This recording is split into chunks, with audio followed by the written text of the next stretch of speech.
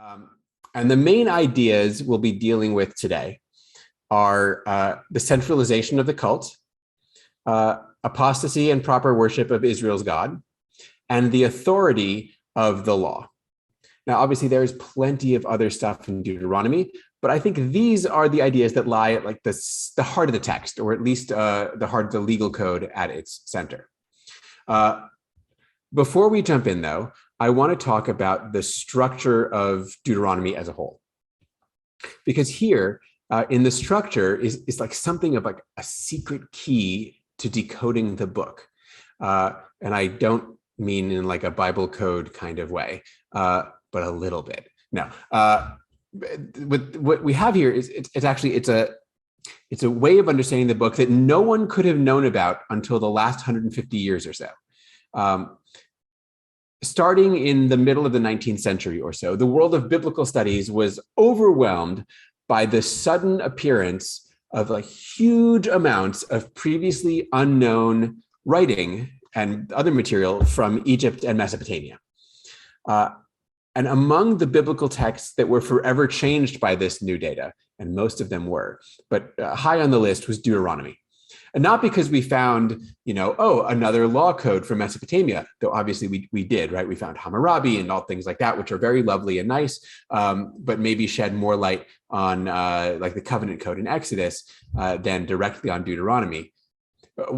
Rather, what affected our understanding of Deuteronomy was the discovery of a whole variety of ancient Near Eastern vassal treaties.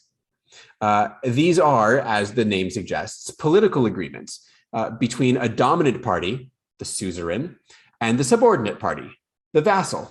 And these treaties are known from Mesopotamia to Anatolia and spanning, multiple millennia. Some of these obviously relatively localized, as one might expect, right? The local ruler and his territory. But some such treaties were widely distributed across almost the entire ancient Near East. One such is now known to us as the Esarhaddon Succession Treaty. And here is a lovely picture of the Esarhaddon Succession Treaty. I am just about as good at reading that as you are. In the first half of the 7th century BCE, the Assyrian emperor Esarhaddon wanted to ensure that his son Ashurbanipal would ascend the throne after him and be recognized as the rightful legitimate ruler by all of his territories. This meant not just convincing Assyria proper to follow his son, but all of the many vassal provinces stretching across all of Assyria's vast territory.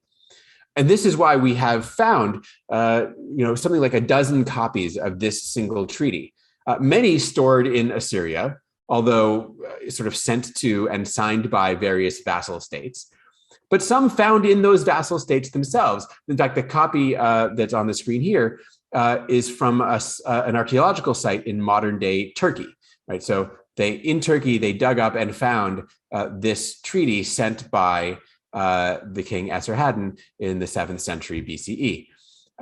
It's certainly likely that every Assyrian province received a copy of this treaty, including, presumably, Israel. So why is any of this important? Because this treaty, like most others in the ancient Near East, follows a standard literary structure. And these are the main elements of the ancient Near Eastern vassal treaty: the preamble, historical prologue, stipulations, terms, right, etc. It's fairly comprehensible today as a sort of a legal structure. So what is this document? That's the preamble. This is the document that. Why are we in this relationship of suzerain to vassal? Well, that's the historical prologue that tells us that. Here are some basic rules governing the agreement. Those are the stipulations. Here are the details of that agreement. Those are the terms. There's witnesses, right? Usually the deities, right? I call upon this God and that God to witness to this agreement. Here's what happens if you obey or if you don't. Those are your blessings and curses. Swear it. That's the oath. And then there's some instructions regarding like the document, the text, the material object of the treaty itself. It's going to be deposited, usually in a sacred place, right? It's invoking the gods. We're going to ensure that it gets read regularly, so it's not forgotten or ignored. And we're going to make copies for the suzerain, copies for the vassal, so nobody can claim they don't know what it says and it's not forgotten or ignored or anything. Okay, so why is any of that important? Because this is essentially the same structure we find in Deuteronomy. And here quickly is, I'm just going to sort of key in on some of the verses that play the parts here. These are the words that Moses addressed to all Israel on the other side of the Jordan. That's the preamble. What is this thing? This is what this is. The historical prologue that begins in Deuteronomy 1:6. We'll do this next week. But there's the first 11 chapters or so, or a significant portion of them are, how did we get from Horeb, the mountain of the wilderness, to here? This is the historical prologue. Stipulations. Okay, I'm going to give you some rules now, just some basic guiding principles, and then we'll get into the actual terms. These are the laws and the rules, right? And we read this for today. These are the laws and the rules you must carefully observe in the land, etc. Those are the terms of the treaty. There is an invocation of witnesses. It's not, naturally enough, the various Assyrian gods. It is heaven and earth, which in other parts of the ancient Near East were deities, not in Israel, but the invocation of them certainly calls on that ancient Near Eastern background. Blessings and curses, which we also read for today. These blessings will come on you if you heed the word, and the curses if you don't. There is the oath. There is the moment in chapter 29, which you did not read for today, where the Israelites are supposed to sort of, make the formal oath of allegiance. There is the depositing of the treaty. Right? Moses tells the Levites to place this book of Torah, this covenant, and put it beside the ark, right, in a sacred place, since it invokes the deity. There is the periodic reading of the treaty, right? Every 7th year at the Feast of Booths at Sukkot, right? Every 7th year, you're going to read this aloud to all of Israel, right? So no one can ever claim that they didn't hear it. Right? We're going to make a regular thing of it, and of course, the provision for copies, which we also read today for today's session, where we have the copy for the king, for example, who has to have a copy by him at all times. The discovery of these ancient Near Eastern treaties changed completely how scholars read Deuteronomy. Now it's not just a law code with Moses talking on either side of it. Now it's a treaty between a suzerain, God, and a vassal, Israel. And this, I don't know, this may seem crass, I suppose, right? Oh, it's like a treaty. It's a very human thing. But we should remember that Deuteronomy was written in a very different time and place. And it wasn't written to be part of the Bible, right? Which didn't exist yet. It wasn't written to be scripture at all, which is not a category that existed then. It was written, in fact, by and for a community for whom the vassal treaty would have been a very recognizable literary genre. Readers and hearers of this text would have instantly gotten what it was doing. Oh, you just took like the standard way a king demands loyalty because he conquered a subject, and you transformed it. So now God is the king, and the loyalty isn't because of conquering, but because God took us out of Egypt. Okay, and instead of us paying tribute to the suzerain, to the king, we obey these laws, right? That's the tribute.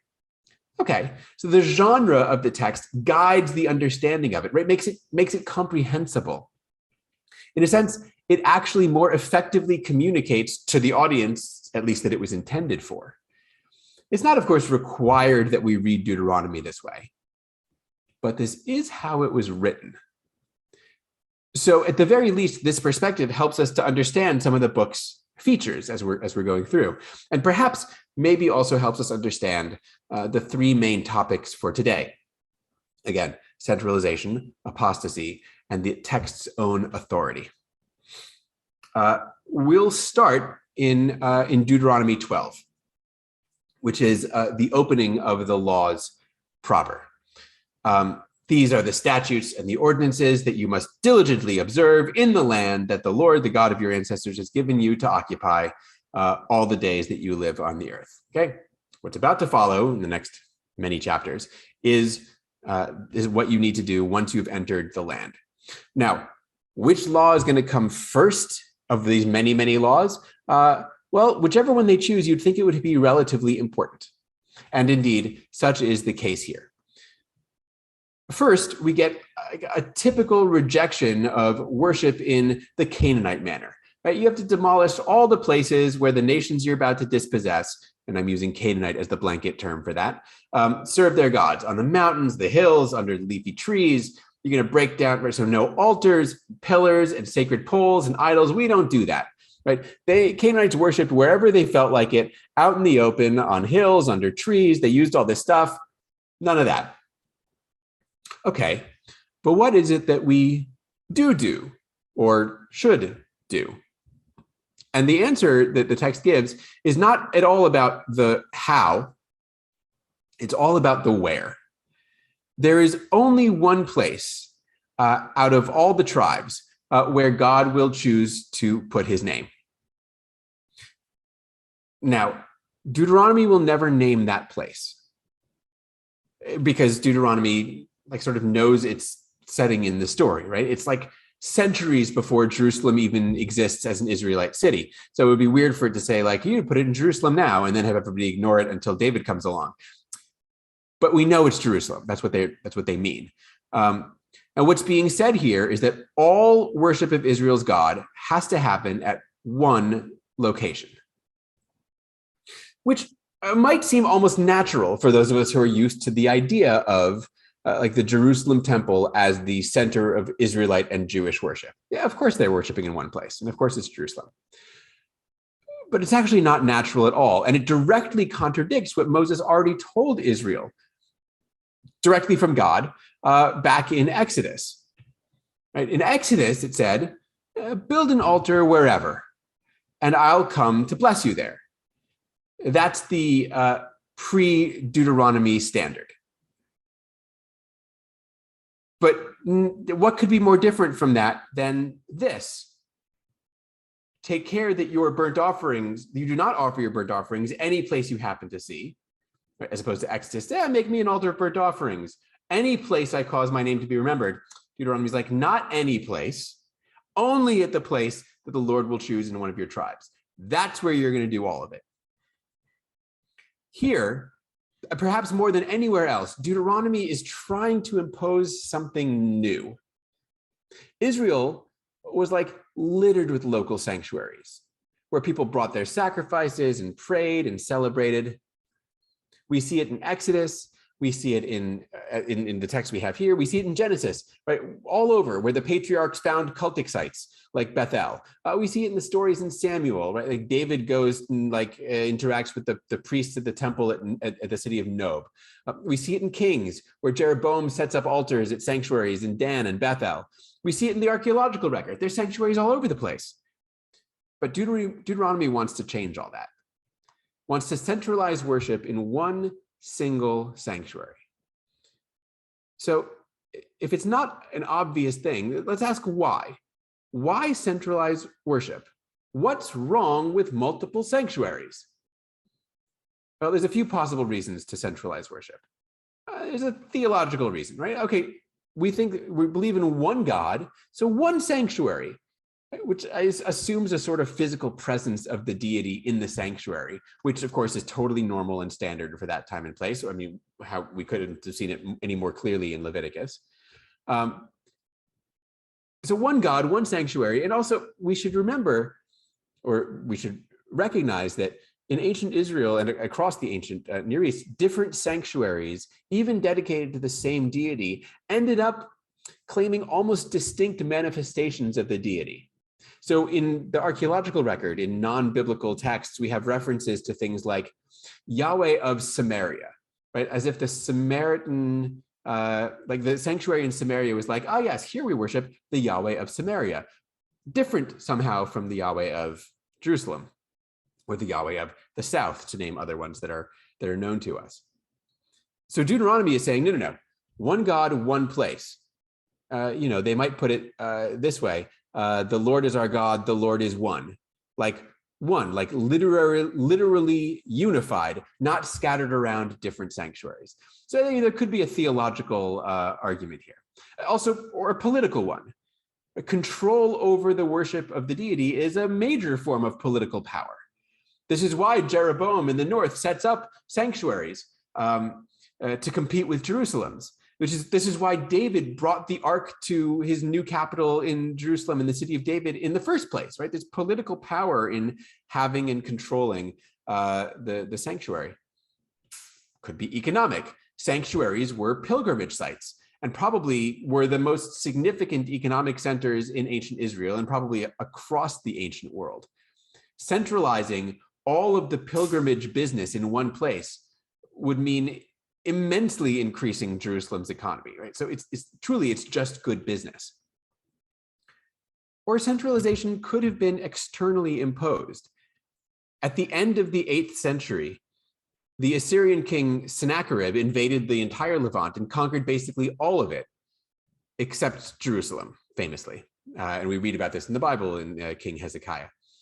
The centralization of the cult may well have been an attempt to consolidate Israel's sacred places and objects and wealth in advance of this coming invasion. Could also be read as a reaction to the invasion, right? We say we're centralizing because we think it's a good thing, but the reality is there just weren't any more sanctuaries around Israel. The only remaining major site being that in Jerusalem. Any or all of these reasons may lie behind Deuteronomy's centralization program. But I'd venture to say that all of them are basically about aggregating power in Jerusalem. Centralization is inherently a power move, right? Bringing power from the margins to the center. It's a conscious anti-diversity position. Again, one that might strike us as totally natural. Of course, there's only one proper way to worship God. But in fact, that's not particularly natural, nor is it historically common. It is, in fact, a position that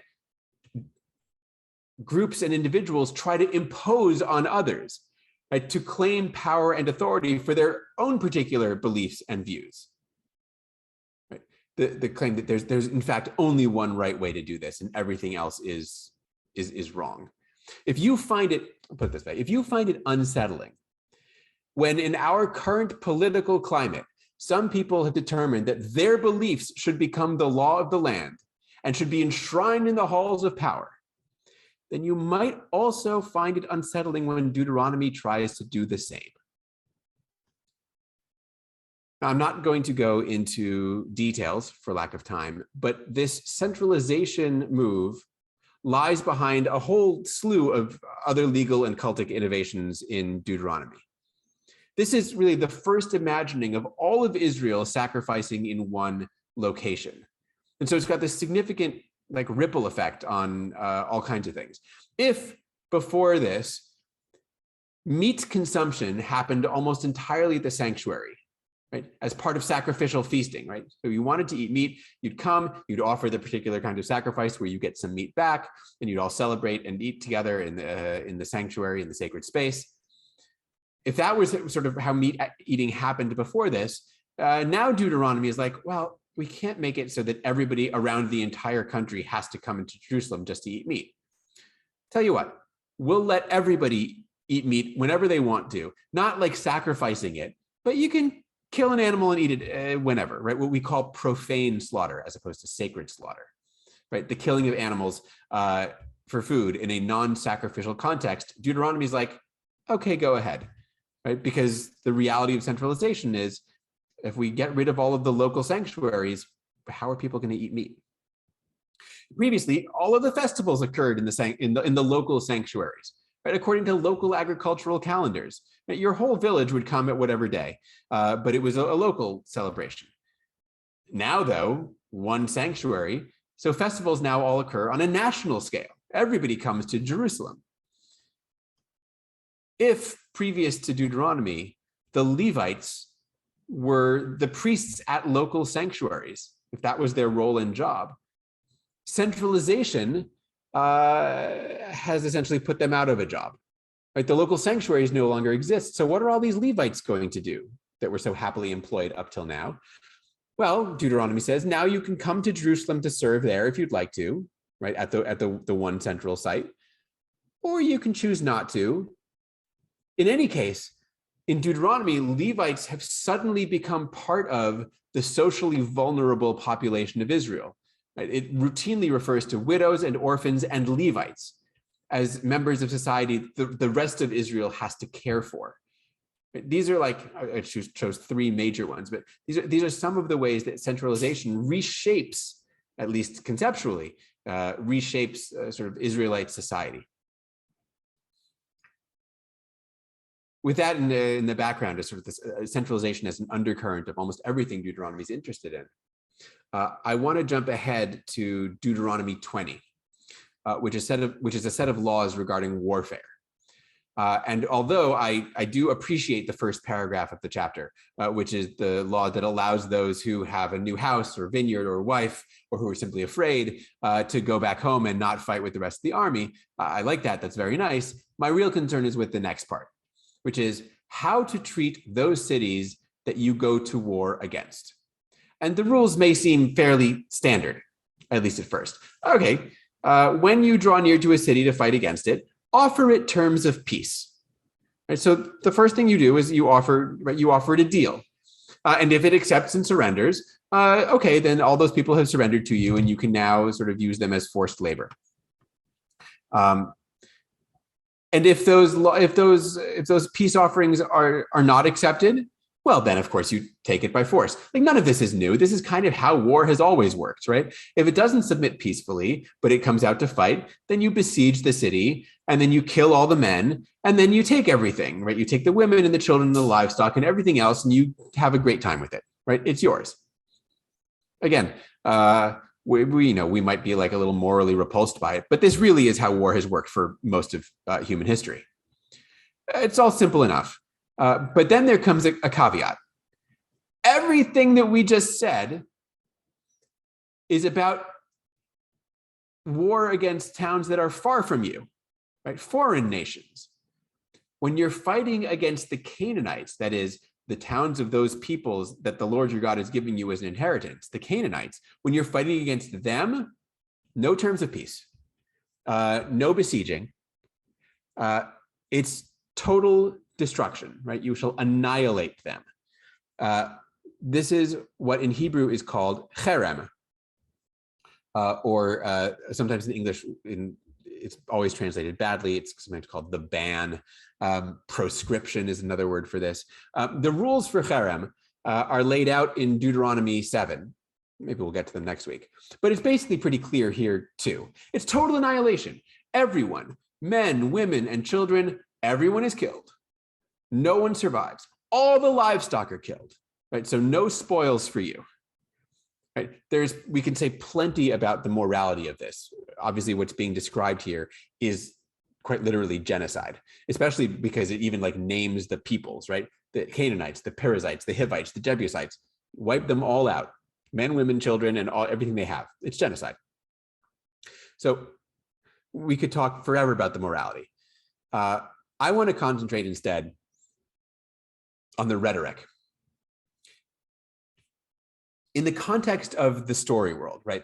That is Moses and the Israelites on the border of the land of Moab, about to enter Canaan. In the context of the story, this is being said to the Israelites who are about to invade Canaan, which makes it reasonable enough that they should be told how to treat the Canaanites that they conquer. But for literally everyone thereafter, and certainly for the Israelites reading this text at the time of its composition, which is to say, sometime in the 7th century BCE, for the Israelites reading this text, what is this doing here? Right? There are no Canaanites anymore. Right? They're never going to fight anyone this way. And now, once we're thinking about it, the same is true of the rationale we saw back in Deuteronomy 12 for the centralization of the cult. We don't want you to worship right? Don't worship like the Canaanites around you. Right? Well, that's really only a worry when there are Canaanites around to emulate, to intermarry with, right? All the things that the text is constantly warning about. In other words, every time it refers to Canaanites, it just doesn't speak to the reality of the time when the text was written. This whole cherem thing, is this like a relic of the past? Is it like a history lesson with no contemporary relevance? Or I suppose to put it in a more productive way, when Deuteronomy talks about the Canaanites, who is it really talking about? And to answer this, I'm going to jump to Deuteronomy 13. And here the argument builds piece by piece, so follow along with me. Deuteronomy 13 is about apostasy, so it seems. So the first situation is this. What if a prophet comes along, or, one of these dream interpreter types, and even if they say the following will happen, it proved that I'm true, that I'm telling the truth. And even if it comes true, but what they say to you is, hey, let's go follow other gods and serve them. A prophet comes along and says, let's follow other gods and serve them. Well, obviously we put them to death, right? You're put to death for having spoken treason against the Lord your God, right? And thus shall we purge evil from our midst. Okay, fair enough. Second category, second case study. What if it's not a prophet? What if it's just like, I don't know, your neighbor or, a family member even? What if it's your brother or your own kid or your wife or your best friend, and they say, let's go worship other gods? Okay, well, I mean, we know, obviously, you kill them, right? Your own hand first, but then the whole town, right? Then all Israel shall hear and be afraid and never again do such wickedness. Okay, a prophet, your own friend. Third case, what if it's an entire town that's pushing for the worship of other gods? What if an entire town is like, I don't know if I want to do this Yahweh thing anymore. And they say, let's go worship other gods. Well, obviously you kill them. But what does it mean to kill a town?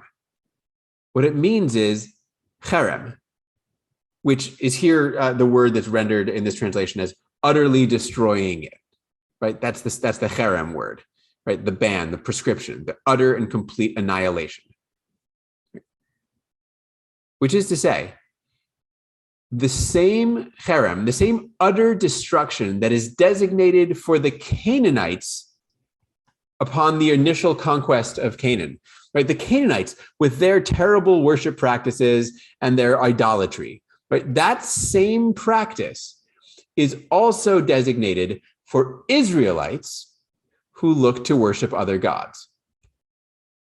And since, as I've said, there weren't any Canaanites around when Deuteronomy was written, who is all of this cherem language really for? It's not for the past. It's for the present. It's not for how you should treat Canaanites, but how you should treat Israelites. A moral equation is being constructed here. Israelites who look to worship other gods are essentially Canaanites and deserve the same treatment. But also, Israelites who worship in the ways defined as Canaanite, using sacred poles, standing stones, bowing down to idols, or worshiping anywhere they like, on the hills, under the green trees, rather than in the one place where God chooses to place his name. Israelites who worship incorrectly are also Canaanites. Centralization is about authority and control over worship practices. And the rules of warfare, with cherem for the Canaanites, and the rules of apostasy here are all actually part of that same discourse. So what's really at stake for Deuteronomy? Not the past practices of the extinct Canaanite people, but the present practices of those Israelites who are not on board with Deuteronomy's program.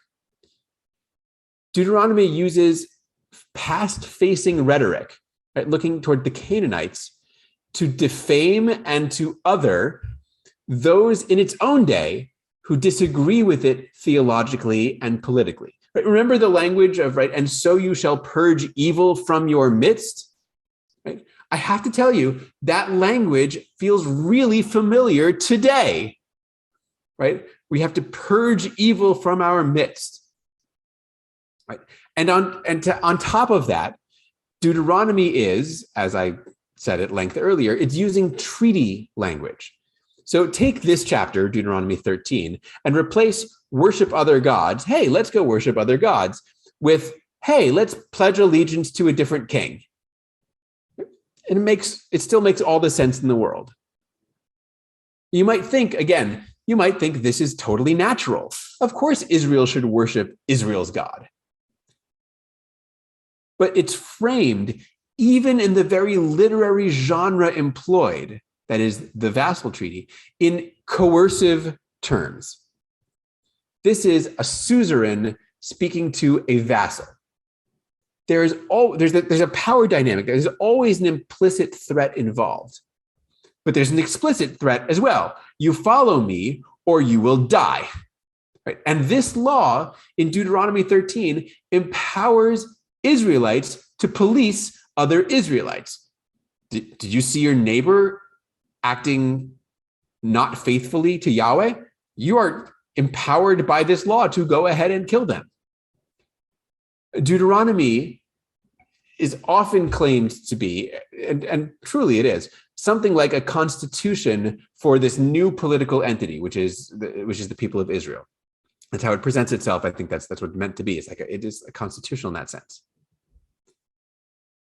But it's also creating a police state with a national religion and with all the dangers that come with the establishment of a national religion, and not just a national religion, but like a specific set of practices for that national religion, right? It's as if, I don't need to look very far for examples, right? It's as if it were claimed that the only way you could, be a real American is if you followed, what's the least likely? Like Lutheranism. Right? Deuteronomy presents us with really the model for religious nationalism. Jumping ahead, chapter 26 is really most famous in the part I'm going to concentrate on. Again, briefly, it's famous for this little recitation of Israelite history, with the famous opening line, my father was a wandering Aramean, or in this version, a wandering Aramean was my ancestor, which truly just feels like they worded it in order to avoid the more famous wording. My father was a wandering Aramean, went down to Egypt, right? This little history lesson here. Famous in lots of contexts. This is actually, this text forms the basis of a significant part of the Haggadah, the Jewish sort of script for the Passover Seder. And it's a very nice, in that sense, it's a very nice sort of summation of Israel's history, sort of from Jacob down to the present. But it's worth recognizing the context in which these words are to be said.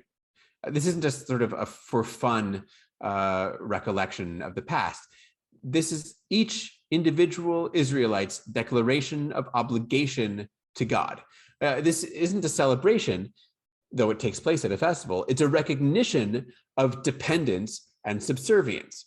This is what you're supposed to say as you bring the first fruits of your harvest to the sanctuary. I am only here in this land eating this food because God did all of this for me. This is, in a sense, the annual tribute, like due to the monarch, to the suzerain, right? In a standard treaty, a standard vassal treaty, right? The vassal would say, like, yes, every year I will send X percentage of my crops or X amount of grain or whatever it is to you. This is first fruits. That's what this is. It's tribute. This isn't like worship. It's a deal. Right? Today you have obtained the Lord's agreement to be your God, and for you to walk in his ways, keep his statutes, commandments, ordinances, and to obey him. And today God has obtained your agreement, right? This is the wording that comes directly after the presentation of the first fruits, right? It's a deal. You obey and God will take care of you. And in that sense, it's effectively like the very short version of chapter 28, which is the blessings and the curses. I'm sorry I made you read the whole thing. If you read the whole thing, it's very skimmable. I think it's relatively clear when we talk about the blessings and the curses that there's something of a discrepancy in length of text and amount of detail between blessings and curses in this chapter. Here are all of the blessings in Deuteronomy 28. I can fit them on a single slide, and I didn't even make my font smaller. Right? If you obey, all these blessings will come upon you and overtake you. They don't even start till halfway down the slide. Blessed shall you be in the city and in the field and the fruit of your womb, et cetera, when you come out and when you come in and when you go out. Lovely, lovely blessings. Again, they fit on a single slide. The curses, I'm not even going to try. They go on for another 60 plus verses. And I'm actually not going to go into them in any great detail, though I think they are actually a great fun, as long as you don't imagine them actually happening to you or anyone you like. But really, the very imbalance between the two, between the short blessings and the incredibly extensive curses, that imbalance, I think, says everything about what's really happening here. Ostensibly, in Deuteronomy, Israel is given a choice to follow God or not. In reality, there is no choice here. And Deuteronomy makes it abundantly clear that the punishment for disobedience is overwhelming and intolerable. Again, this is a king demanding loyalty from his subjects, not metaphorically, but literally. This is the covenant, right? The covenant between God and Israel. Obedience brings blessing and disobedience brings punishment, which really is hardly like a square deal, but vassal treaties never are. Right? They are, by definition, a treaty between someone who holds all the power and is making all the demands, and someone who has no power and can either agree to the demands or be crushed. What's at stake here, again, is control. Deuteronomy is, perhaps more than any other biblical text, an overt attempt to bring all of Israel into line with its particular theological and political aims. It operates by defining opposition as not only wrong, but as foreign. It's Canaanite, right? It's worthy of cherem, total annihilation and destruction. It demands loyalty, both for historical reasons, God took us out of Egypt, and through explicit coercion. Obey and be blessed, disobey and be destroyed. And it does all of this by making itself, that is the text, Deuteronomy is making itself the sole conveyor of God's word and the sole arbiter of Israelite behavior. It centralizes power in Jerusalem, but also, since it's the text that does the centralizing, it centralizes power in itself. Who is it usually that has power and authority? Surely the king. I mean, as is the case in the very treaties that Deuteronomy is emulating, right? Of course, it's the king that has the power. But Deuteronomy has pushed that power off of the earthly throne and up to the heavenly one.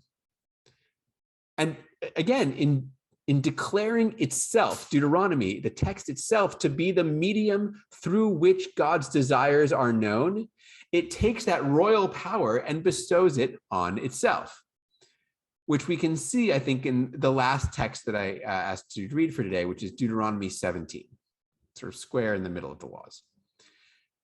So here, first, we get a law about someone who transgresses God's covenant. Of course, transgressing, what is God's covenant? It's the text of Deuteronomy itself.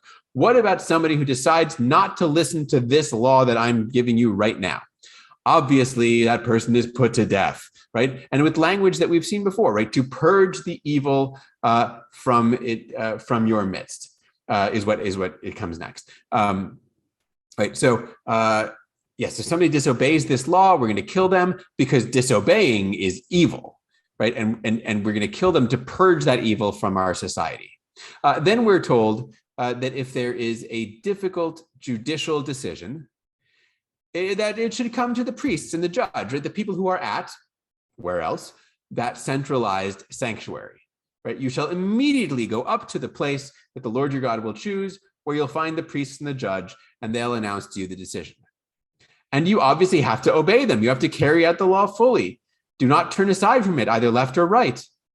Anyone who presumes to disobey the priest appointed to minister there to the Lord or the judge, that person shall die. So you shall purge the evil from Israel, and everyone will hear and be afraid and not act presumptuously again. That's a lot of coercion again, right? You'll go to the central sanctuary that this text has decreed. You'll go talk to the priests who are using this text that we are, are placing there, and you will obey them. And if you fail to obey them, you will be killed as an example to anybody else who should dare to challenge the authority of the appointed priests and judges. And then we get to the climax of the chapter. You may eventually want to have a king for yourselves. And of course, the text is definitely written at a time when there is a king in Israel. So this is looking ahead, right? It's like fake prospective. I'm sure there's a technical term for that. You may eventually want to have a king for yourselves. And of course, that's okay. Go ahead and have a king. But when the king is sitting on his throne, he's going to get a copy of this law. This law, right? The one you're reading right now, Deuteronomy. He's going to get a copy of it written especially for him. And he's going to read it every day so that he follows the law. Who's really in charge here?